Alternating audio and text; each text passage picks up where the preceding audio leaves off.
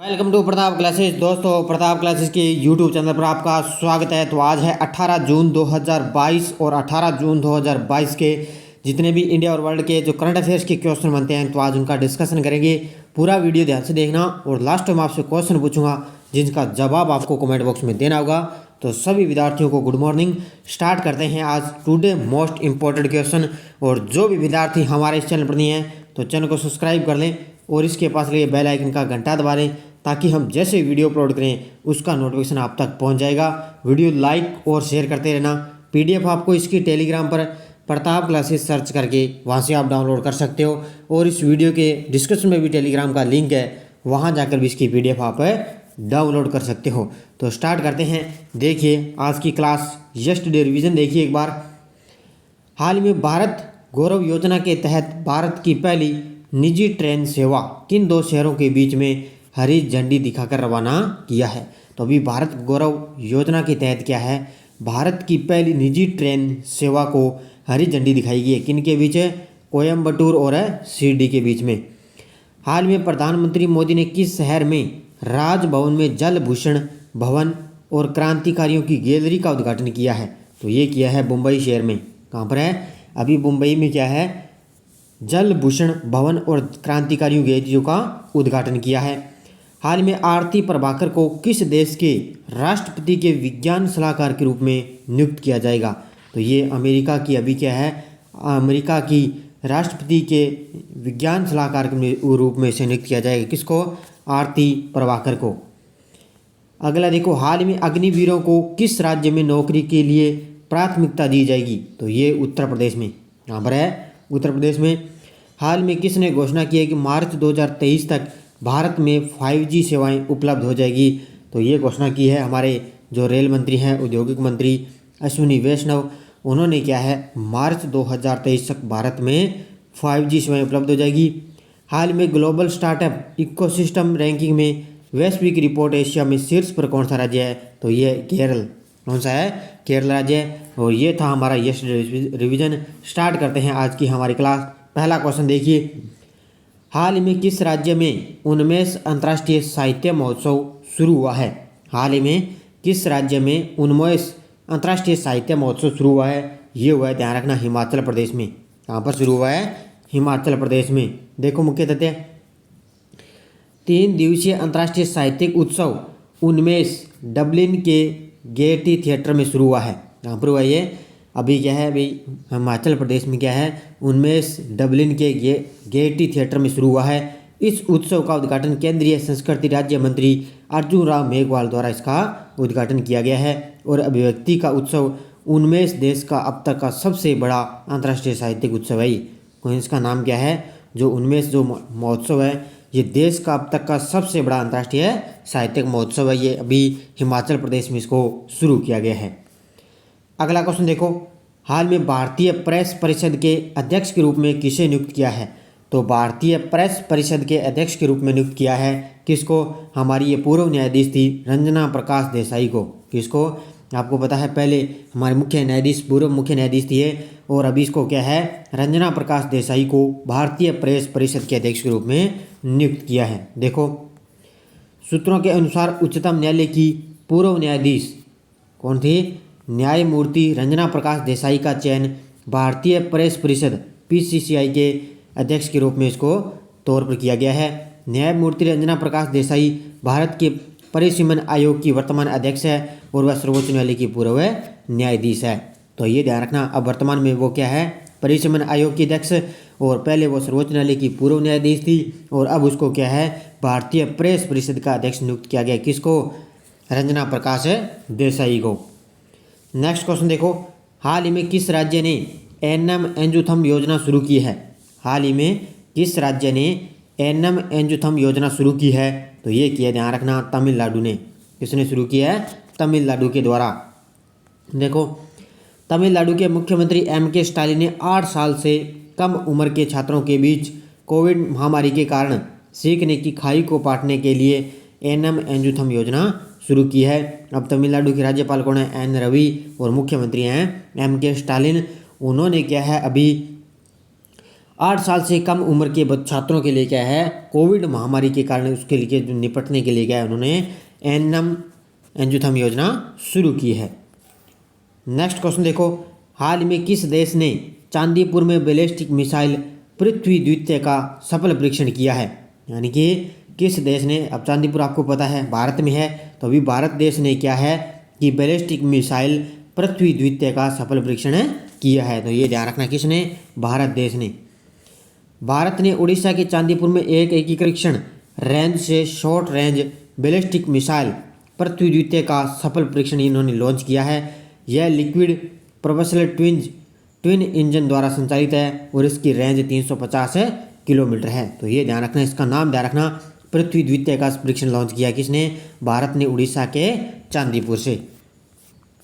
अगला क्वेश्चन देखो, हाल में किस देश में युवा सांसदों का 8वां वैश्विक सम्मेलन आयोजित हुआ है? हाल ही में किस देश में युवा सांसदों का 8वां वैश्विक सम्मेलन आयोजित हुआ है? ये हुआ है मिस्र में। यहाँ पर शुरू हुआ है मिस्र में, इसका आयोजन हुआ है। मिस्र के शर्म अल शेख ने यानी कि मिस्र के शर्म अल शेख में युवा सांसदों का 8वां वैश्विक सम्मेलन का आयोजन जलवायु परिवर्तन के विषय को संबोधित करने के लिए किया गया है। तो इनका जो 8वां वैश्विक सम्मेलन है वो जलवायु परिवर्तन के विषय को संबोधित करने के लिए किया गया है।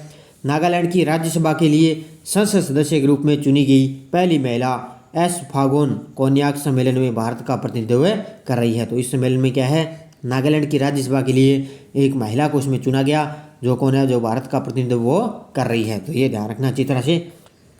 अगला क्वेश्चन देखो, हाल में वर्टिकल एक्सिस विंड टर्बाइन और सोलर पीवी हाइब्रिड सिस्टम किस हवाई अड्डे ने लॉन्च किया है? यानी कि हाल में वर्टिकल एक्सिस विंड टर्बाइन और सोलर पीवी हाइब्रिड सिस्टम किस हवाई अड्डे ने लॉन्च किया है? तो ये मुंबई का एक हवाई अड्डा है, छत्रपति शिवाजी महाराजा अंतर्राष्ट्रीय हवाई अड्डा है मुंबई का। उसने अभी क्या है, solar PV hybrid system launch किया है। देखो, छत्रपति शिवाजी महाराज अंतर्राष्ट्रीय हवाई अड्डा मुंबई हवाई अड्डे पर पवन ऊर्जा के उपयोग की संभावना का पता लगाने के लिए अपनी तरह का एक वर्टिकल एक्सिस विंड टर्बाइन और सोलर पीवी हाइब्रिड लॉन्च करने वाला भारत का पहला हवाई अड्डा बन गया है। तो ये ध्यान रखना, एग्जाम में बहुत ही मोस्ट है, पूछा जा सकता है आपसे, कौन सा हवाई अड्डा है? छत्रपति शिवाजी महाराज अंतर्राष्ट्रीय हवाई अड्डा मुंबई में। वो भी क्या, इसमें सोलर पीवी हाइब्रिड लॉन्च करने वाला ये भारत का पहला हवाई अड्डा बन चुका है। अगला क्वेश्चन देखो, हाल में यूपी और रुपए कार्ड अब किस देश में चलेंगे? तो आपको पता है भारत में नेपाल, सिंगापुर, यहाँ पे रुपए कार्ड और यूपी ये चलते हैं, अपने भारत में चलते हैं। तो अभी ये किस देश में चलेंगे? तो ये अभी चलेंगे फ्रांस देश में। तो ध्यान रखना, यूपी और अब कार्ड है जो फ्रांस में भी चलने लग जाएंगे। देखो, मुख्य तथ्य, केंद्रीय संचार मंत्री अश्विनी वैष्णव ने कहा कि यूपी और रुपए कार्ड सेवाएं जल्द ही फ्रांस में उपलब्ध होगी, जिसमें यूनिफाइड पेमेंट्स इंटरफेस यूपी और रुपए कार्ड को भारी बढ़ावा मिलेगा। अब तक सिंगापुर, संयुक्त अरब अमीरात, भूटान, नेपाल जैसे देशों ने भारत की यूपीआई भुगतान प्रणाली को अपनाया है। तो ये ध्यान रखना, सिंगापुर, संयुक्त अरब अमीरात, भूटान और नेपाल जैसे देशों ने क्या है, भारत की यूपीआई प्रणाली को अपनाया है। और अब फ्रांस में बहुत ही जल्द ये लॉन्च होने वाला है। अगला क्वेश्चन देखो, हाल ही में IMD का विश्व प्रतिस्पर्धात्मक सूचकांक 2022 में भारत कौन से स्थान पे है? तो इसमें भारत है 37वें स्थान पे। कौन से स्थान पे है? 37वें स्थान पे। देखो, वार्षिक विश्व प्रतिस्पर्धात्मक सूचकांक 2022 में भारत ने एशियाई अर्थव्यवस्था में सबसे तेज वृद्धि देखी है, जिसमें 43वें में से 37वें स्थान की छलांग लगाई है। तो पहले वो 43वें स्थान पे था, अब वो 37वें स्थान पर उन्होंने छलांग लगाई है। एक वैश्विक अध्ययन से पता चलता है कि डेनमार्क पिछले साल तीसरे स्थान से 63 देशों की सूची में शीर्ष पर पहुंच गया, जबकि स्विट्जरलैंड शीर्ष पर था और रैंकिंग से दूसरे स्थान पर, और सिंगापुर तीसरे स्थान पर आ चुका है। तो ये ध्यान रखना, पहले स्थान पर डेनमार्क और स्विट्जरलैंड पिछले साल क्या है, टॉप पे चल रहा था, लेकिन अब वो दूसरे स्थान पर आ चुका है और सिंगापुर तीसरा स्थान पर है और भारत देश है जो 37वें स्थान पर है। अगला क्वेश्चन देखो, हाल में विश्व मरुस्थलीकरण और सूखा रोकथाम दिवस कब मनाया गया है? तो विश्व मरुस्थलीकरण और सूखा रोकथाम दिवस मनाया गया है 17 जून को। कब मनाया गया ये? 17 जून को। देखो, मरुस्थलीकरण से निपटने के लिए अंतर्राष्ट्रीय प्रयासों के बारे में जन जागरूकता को बढ़ावा देने के लिए प्रत्येक वर्ष 17 जून को विश्व मरुस्थलीकरण और सूखा रोकथाम दिवस मनाया जाता है। अब की बार इसकी विषय या थीम क्या है, एक साथ सूखे से उठना। मतलब 2022 का मरुस्थलीकरण और सूखा विषय का दिवस क्या रहता है, एक साथ है सूखे से उठना। और ये 17 जून को विश्व स्तर पर ये मनाया जाता है। अब देखो पिछले वीडियो का क्वेश्चन, हाल में किस राज्य सरकार ने फ्रूट सॉफ्टवेयर लॉन्च किया है। हाल में किस राज्य सरकार ने फ्रूट सॉफ्टवेयर लॉन्च किया है, तो ये किया है कर्नाटक की राज्य सरकार ने। तो सभी विद्यार्थियों ने बड़े शानदार जवाब दिए। अब देखो आगे क्वेश्चन फॉर यू कल के लिए, हाल में किसने 89.30 मीटर भाला फेंक के साथ एक नया राष्ट्रीय रिकॉर्ड बनाया है। नीरज चोपड़ा, शिवपाल सिंह, रविंद्र सिंह या नोवाक जोकोविच। इसका जवाब आपको कमेंट बॉक्स में देना है। अब देखो आगे यस्टरडे डोज क्या थी। खैबर का दर्रा कहाँ है, पाकिस्तान में। ध्यान रखना, खैबर का दर्रा पाकिस्तान। नाथुला दर्रा है सिक्किम में। जोजिला दर्रा है जम्मू कश्मीर में। और गंगा नदी को बांग्लादेश पद्मा के नाम से जाना जाता है। और कौन सी नदी बंगाल का शौक कहलाती है, तो दामोदर नदी है जो बंगाल का शौक कहलाती है। तो पांचों के पांचों बड़े क्वेश्चन बड़े शानदार छिपे, सभी विद्यार्थियों ने बड़े शानदार जवाब दिए। अब देखो आगे नेक्स्ट डोज क्या है। तिब्बत में मानसरोवर झील के पास किस नदी का उद्गम है।